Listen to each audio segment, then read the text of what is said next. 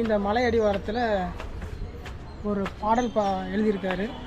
அந்த பாட்டு எழுத முடியாத ஒரு சூழலில் வந்து முருகப்பெருமான் வந்து நந்திக்கிட்டேருந்து கீழே இறங்கி வந்தீங்கன்னா அங்கே ஒரு கல் இருக்கும் பாருங்கள், அதுதான் இங்கே பரிகார ஸ்தலம். இங்கே எல்லா பரிகாரமும் இந்த ஸ்தலத்தில் நடக்கு. அதுக்கோசரம் தான் இந்த யூடியூப் சேனலை நான் ஆரம்பித்தேன். எப்படின்னா, அந்த நாகத்தோட தலை இந்த மலையோட உச்சியில் அது ஒரு அமைப்பாக இருக்குது.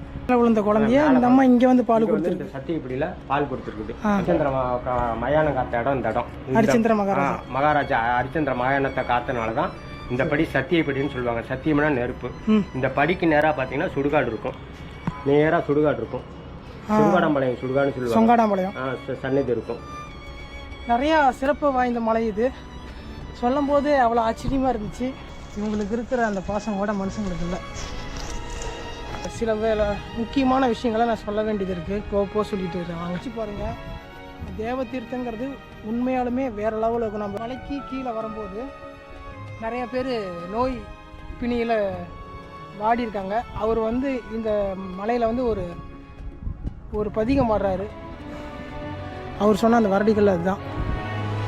இதில் இந்த இடம், அதாவது இந்த இடமே நாக ரூபமாக இருக்கு.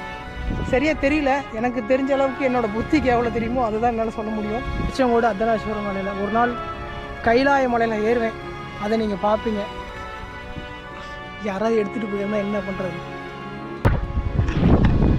தொப்பி பறக்காமல் இருந்தால் சரி. இந்த வீடியோ உங்களுக்கு பிடிச்சிருக்கேன்.